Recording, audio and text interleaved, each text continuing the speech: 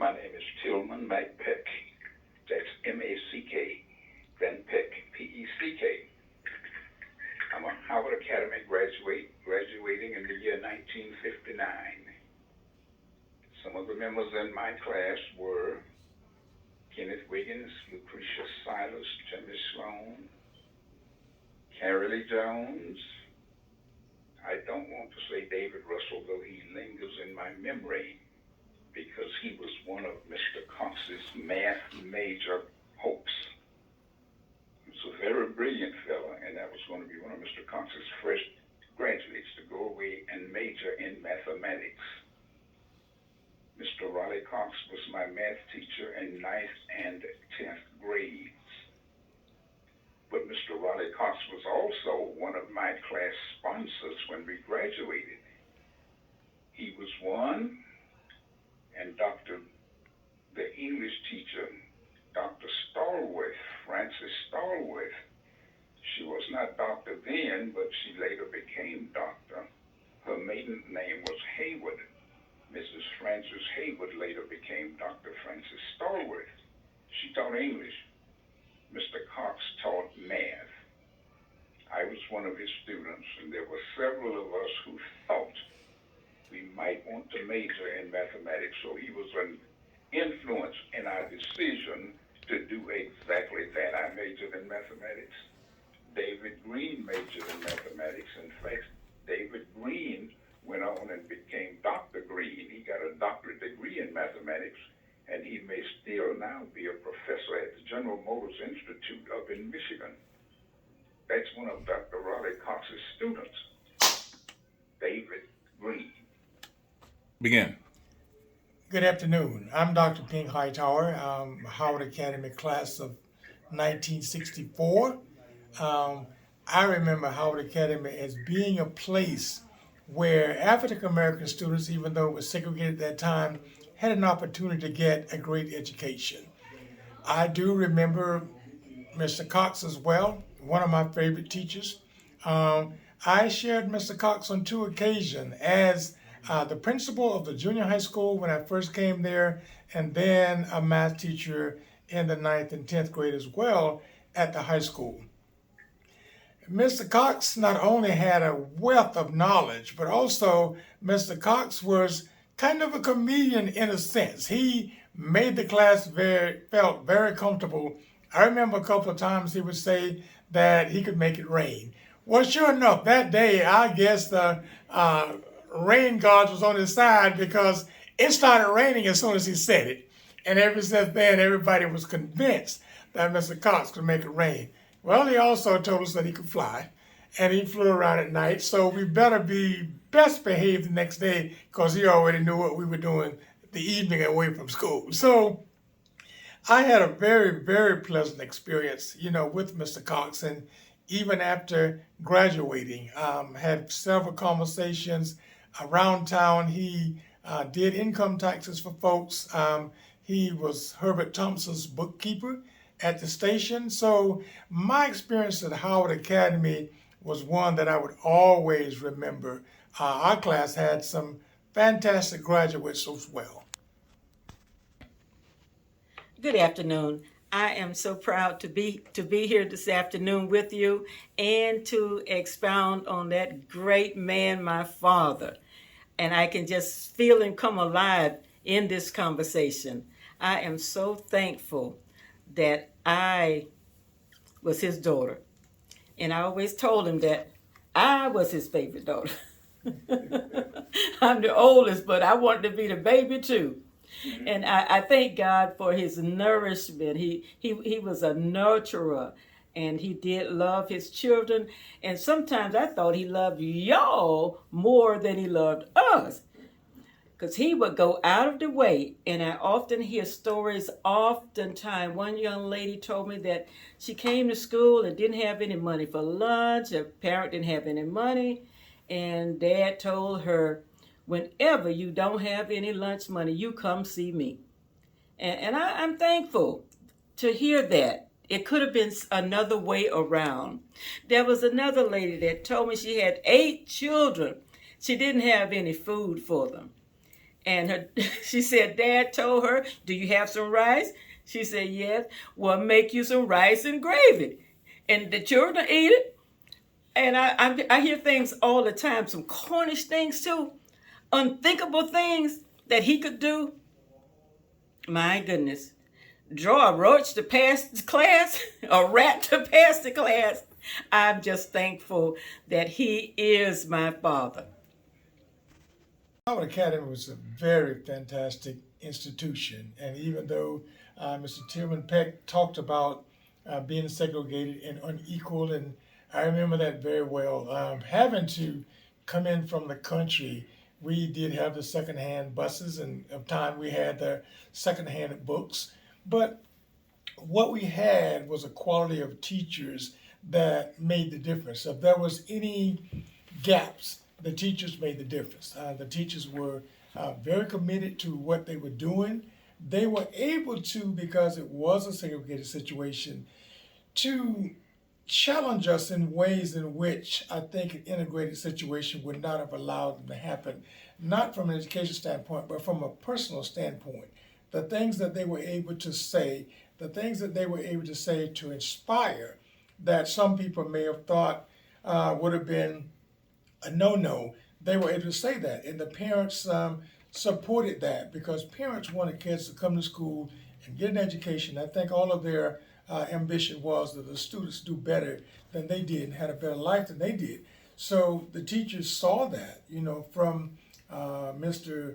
Howard, who was our ag teacher, all the way to Mr. Washington and Mr. Jimmy Wilson and those who were music teachers. And of course, our athletic coaches from Coach Presley, Mr. Gaither, Johnny Williams.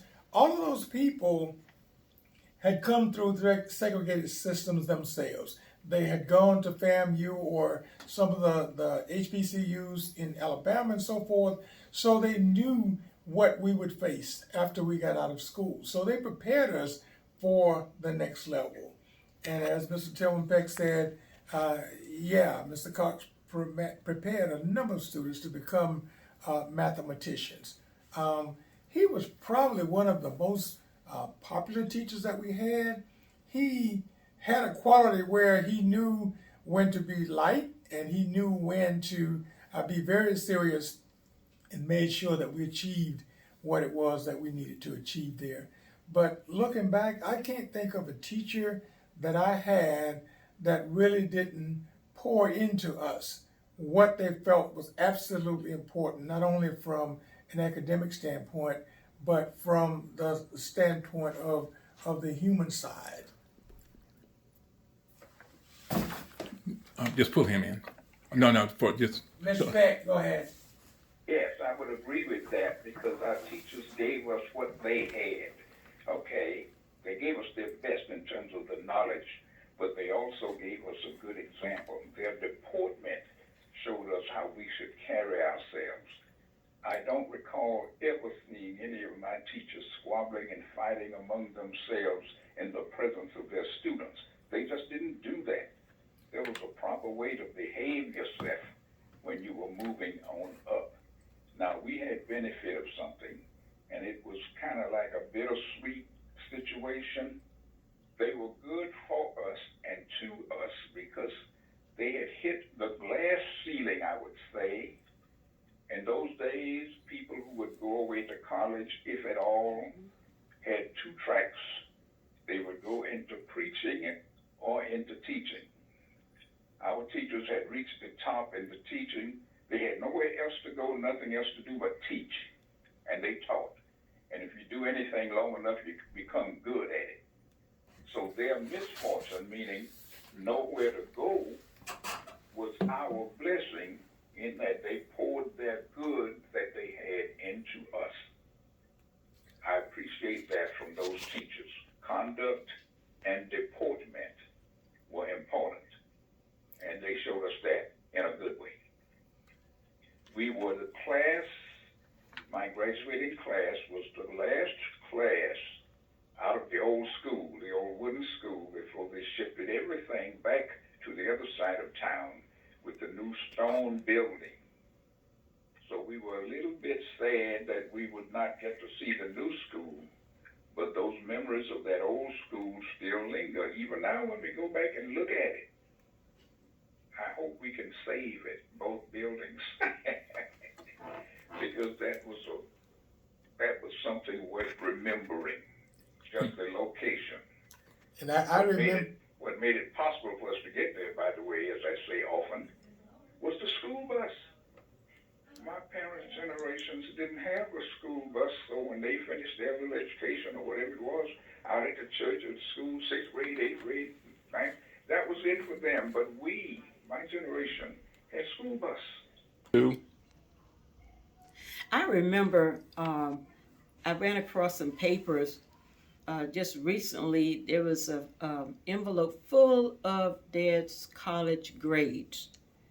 Now, he didn't start out to major in math.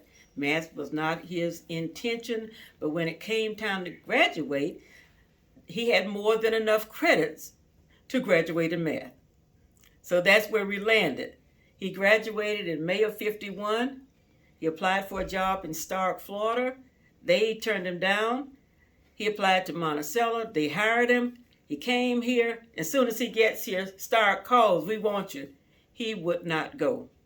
Now, one thing you got to realize about him, he's a very proud man. He's humble but proud. So he really holds his integrity. So you're not going to switch him around any kind of way. And though he's mighty quiet, he's a quiet, mild-mannered man, but there's some things you just don't do to Raleigh Cox. It's a reason they call him rock and roll on Cox. That's interesting because he would always put the initials on the board, R.R. Cox. Uh-huh. So we never really knew. We knew his first name was Raleigh. We didn't know what the middle name was, but since he had R and R, the kids would say, "What does R and R mean?" He said, "Rock and roll Cox." Now his middle name, he was Raleigh Rose, R-O-S-E. Okay. His dad's name was Raleigh Rose. Everybody called it my granddaddy, Mr. Rose Cox. So he got smart and didn't want the Rose, so he changed it to Roosevelt. So you have Raleigh Roosevelt Cox Jr. Okay. So he was just a giant, just a humble giant. And I will always remember the time he took to go to the students' homes. He met the parent. And they would tell him, "If you have any problem out of her, you ain't got to call me. You just let me know, get hold of him, and let me know." I have yet to see one student that he had to paddle. He had a way with his words. Those words would chastise you. I had enough credits when I reached my senior year. I had the credits, and there were 2 electives. So I'm like, should I spend a whole nother year in school because of 2 electives? So I said, "Dad, I'm ready to go." He would not participate in that. He told me to go and talk to the superintendent myself. And I did. He looked at the records. That was Mr. Bishop.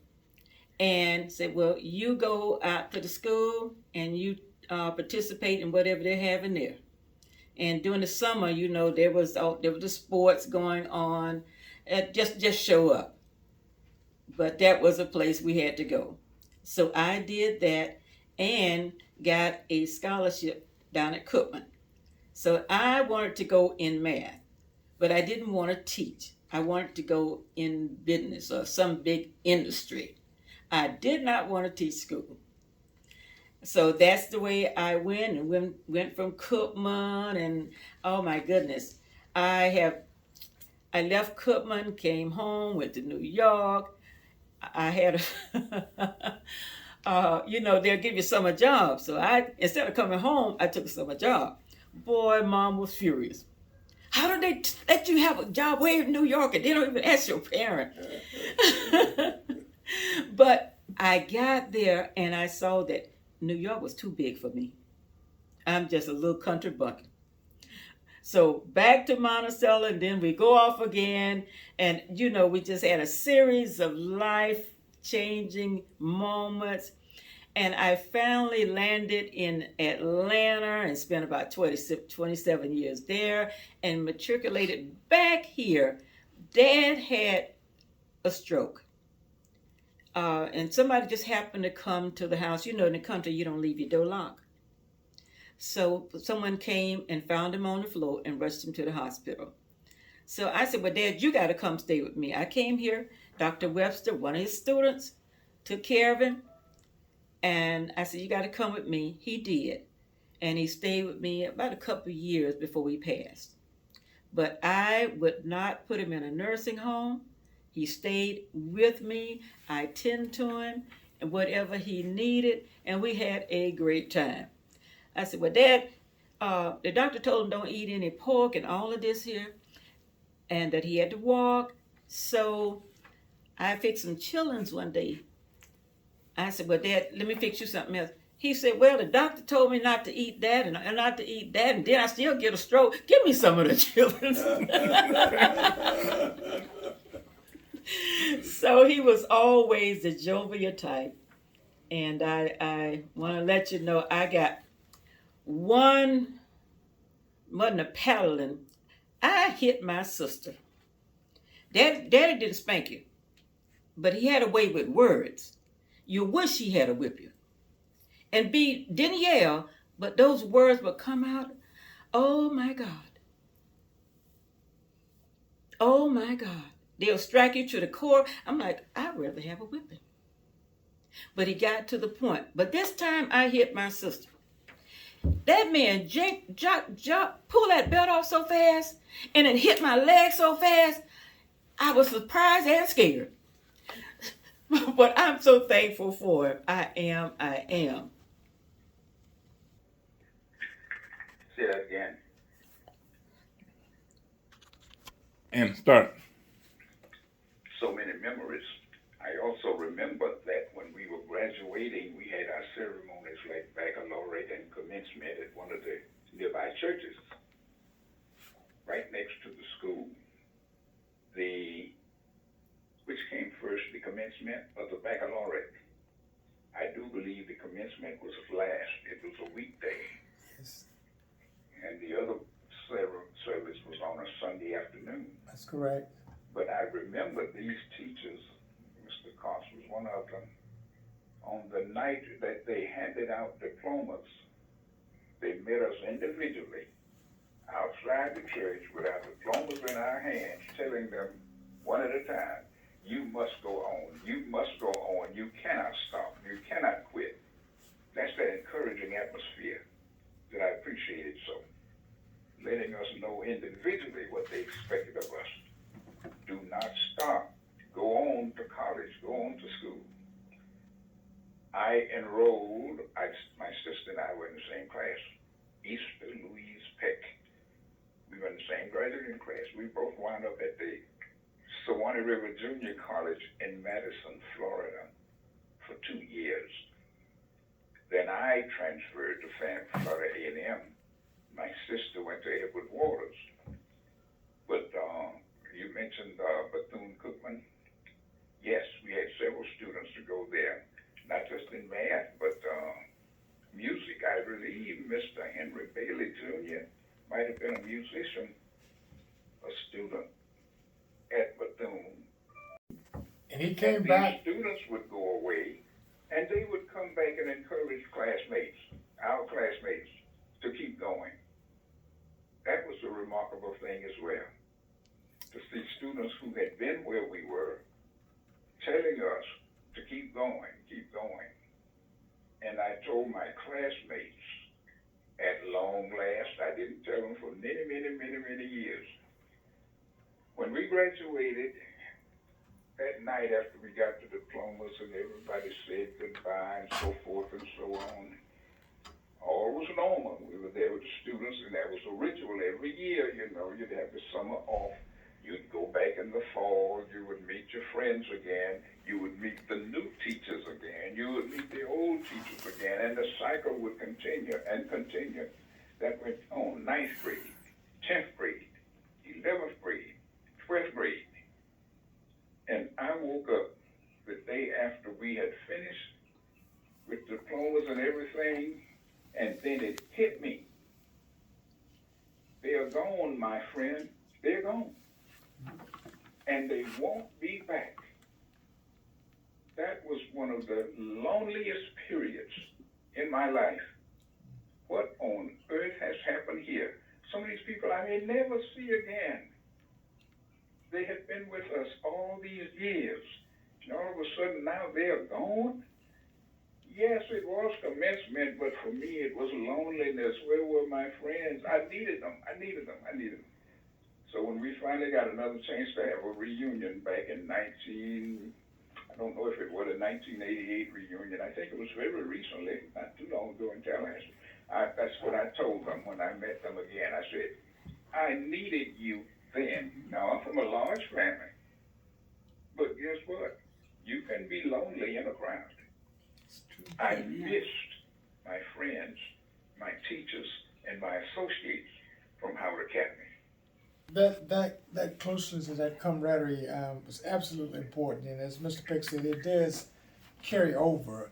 As a matter of fact, we were doing individual class reunions, and I don't quite remember what year it was, but it may have been what he was referring to.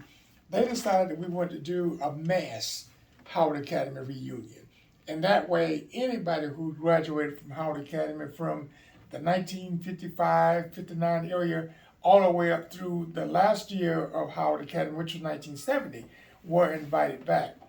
And man, we had a glorious time. And I remember one year the keynote speaker was Dr. Jack Green. He delivered the message for us on that particular night. But it was fantastic. We've had some super graduates over the years, and I've been really thinking about trying to do a comparative study of the success of the individuals who graduated from the old Howard and those who had the opportunity to go through the integrated Jefferson County High School. I do have some comparison because as I went back to work there as a teacher and then eventually an administrator, I could see the difference in the students who we were and the students who came when I was an administrator there.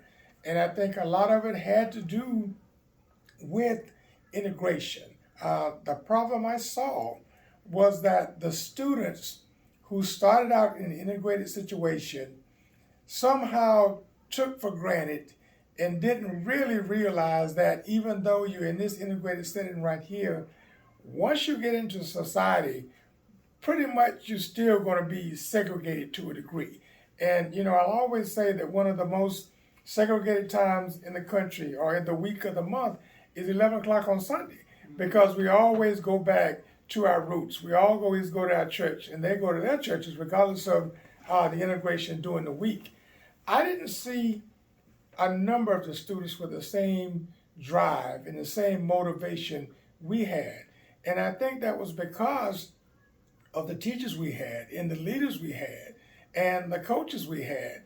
Because pretty much, especially I can speak particularly at Jefferson County High School, those teachers didn't deal too much with what the students were going through, their emotional issues, their background, their family issues.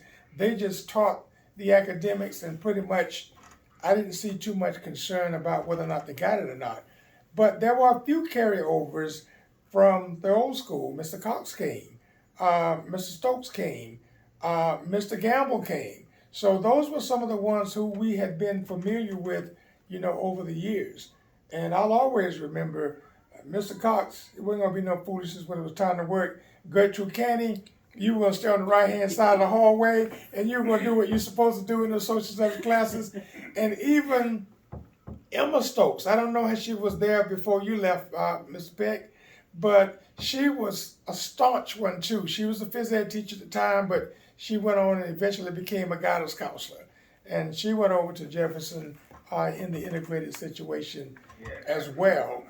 But, and another thing too that I thought was important was the stability of staff. When I think back, all of my high school years, pretty much we had the same teachers. Yes. I don't remember very much turnover there. Every now and then they would add a new one. I remember when Willie Reed Tillman came, that was probably our junior, senior year, but for the most part, it had been Gertrude Jackson, it had been Miss Stallworth, all of those were English ELA. It was Mr. Cox always in math. And then your science people, we had Miss Herring for years. So the people that we pretty much knew, the people that we grew up with, and the people that we trusted and we knew that we could lean on, those were the individuals that helped, to guide us and to motivate us and to inspire us to be the best that we could be. Did you know that my dad didn't go to college until he was 35? Yes. He went in service, and so he just, I don't know what all else he did, but I know that one time during his youth also, and he was born in Stark, Florida. So that is not the very most popular place that you need to be born in. And there's have a history with police. So the police would beat up on the black fella. They catch him down in Reno. They used to call that little place Reno, the little hub there for the black folks. Well, my dad made a comment to his dad, say if either one of those police put their hands on him, he was going to kill him. His dad got him and sent him up north because he believed that he would do it. So he went and stayed up north with an uncle, and that's how he ventured up there, got a job there, and came back. And at 35, he used his GI Bill to attend Cookman. In Cookman, he studied a lot of religious classes. He was in religious clubs, and he just did all of this. He deeply, studied the word. Now, that's who should have been a preacher. Yes, so he graduated from there, went on and matriculated through there, had me, got married. He didn't get married until after he graduated now. Then I came along. So he came to Monticello because he was going to teach math.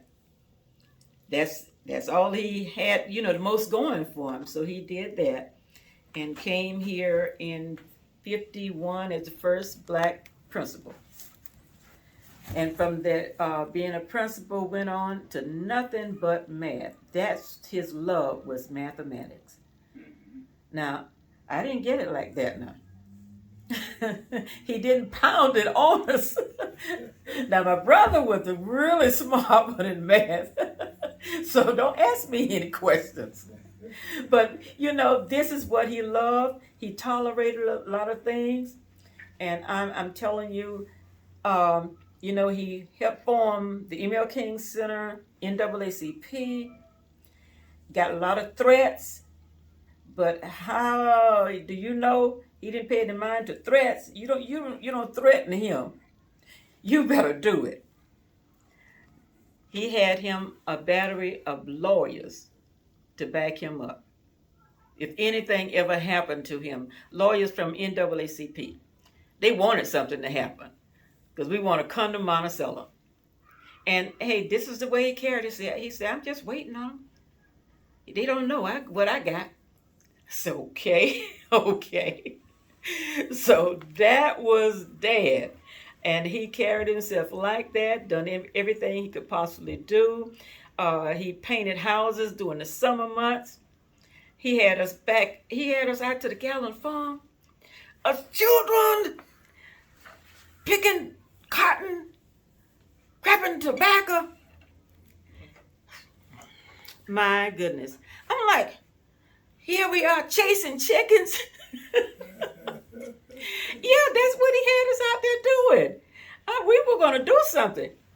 And I was all gung-ho, I said, well, if I get out here to pick this cotton, that means I'm going to get paid. Man, when they went to pay off and $3 for a whole week. You know what? I never went back. And let me just commend Dr. Green. He retired from Kissinger, and he was dean of the math department, but he had Daddy to come up and spend a week with him. And that I'm telling you, that meant so much to my dad that somebody thought enough of him to give him that week's vacation with them. And not only them, he went out to California. The Websters and the Bird brothers sponsored him out there. Now, see, I didn't know I was away, but I didn't know these things till after the fact. How I missed that trip? But he was going. He loved to go. Every summer, he was doing something. He started out, painting houses during his summer months. But then he started going to school during the summer to further his education. And he would get these grants and be gone for about 6 weeks. I call it his vacation. But he would go and take higher learning classes in math. So I'm very proud of him. Very proud. What does this mean to me? I can't fail. I can't give up. And I didn't graduate college until just a few years back. My whole world changed, spin around to what he had taught me. You got to get your education. You got to do this. Well, I wanted the business end without the education. I did, and I did all of that. All those years I was away, different businesses. Oh yeah, I would go after it. But I came home after he passed. Well, my children, my sons, grown and married. Both of them are pastors now. One's a bishop. I said, if Dad could see this now. And I brought with me some notes, Sunday school notes of his. He loved teaching his Sunday school. He would miss his church for nothing. If I came home, he was still going to church. So he was very committed at whatever he did. And I tell you, all he knew was his students. Everywhere he would go, he would look around to see if he knew somebody there. And usually he would find it would be somebody that knew him. He probably was the most revered teacher that we had there. Probably if you would ask all the students over the decades who was their favorite teacher at Howard Academy, and he would always, I'm sure, would be in the top one or two, because he just carried himself that way, and he gave so much, to the school and to the students. And he was, as you said, he was a very proud man, but he wasn't too proud not to lower himself to the level that he could relate to any of his students. And beyond that, his community service. As I said before, I remember a lot of the kids who had gone to the war in Vietnam and came back injured. Mr. Cox was very instrumental in helping them to get with the VA and to get their disability. So he was a force. There's no question about it. Proud to have known him, proud to have been one of his students. He too was injured he too was injured in service. So he was drawing disability all those years. He was here also.